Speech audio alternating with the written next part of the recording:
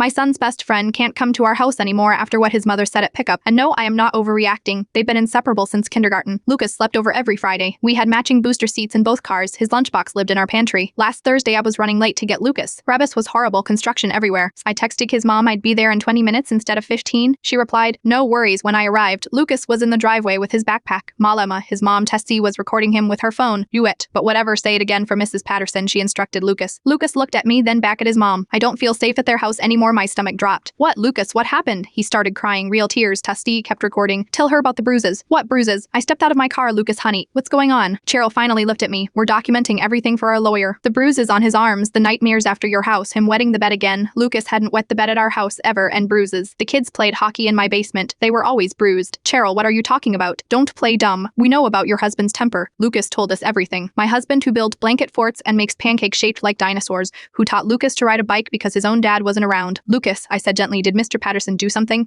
He shook his head violently, but Tess said he grabbed his shoulder. Tell the truth, baby, he yells when we don't clean up, he yells. My husband uses his teacher voice to say, gentlemen, please pick up the Legos, that's yelling. Then I noticed Tessie's new boyfriend watching from the doorway. The one Lucas mentioned doesn't like kids, the one who supposedly travels for work every weekend. Every weekend Lucas stays with us. How long have you been planning this? I asked. Planning what? Prepping my son? Lucas was at our house when he got those hockey bruises. You literally signed the permission slip. Prove it. That's when Lucas broke. Mom, please. I want to go with Mrs. Patterson. Cheryl's face went cold. Get in the house. Now, but mom, now. Lucas ran inside sobbing. Tessie turned back to me, still recording. My boyfriend thinks Lucas needs more discipline, real male influence, not whatever your husband provides. We're filing for full custody and documenting every interaction. I suggest you leave before I call the police. Full custody? Then it clicked. Lucas's dad, the custody battle Tessessor mentioned last month. She needed evidence he was in an unsafe environment during dad's weekends. But Lucas spent those weekends with us because his dad worked nights. I left. What else could I do? She had video of me confronting her, of Lucas crying, of her asking about bruises that night. Lucas's dad called. What did you do to my son? Tathessel's lawyer says you've been abusing him. I explained everything. The silence was long. She's been setting you up, he finally said. Last month she asked if I'd sign away rights if she dropped child support. I said no. My son asks about Lucas every day. I found his cards under the couch yesterday and just broke down. We were collateral damage in Tessie's custody war. The worst part, Lucas texted my son from his iPad. Your dad never hurt me. Mom made me say it. I am sorry I shit it. My husband wanted to call CPS, the police, everyone. But Tessie's already painting us as abusers. Who would believe us? Lucas doesn't come over anymore. I see him at school sometimes. He looks smaller, quieter. His lunchbox is still in our pantry. I can't bring myself to throw it away.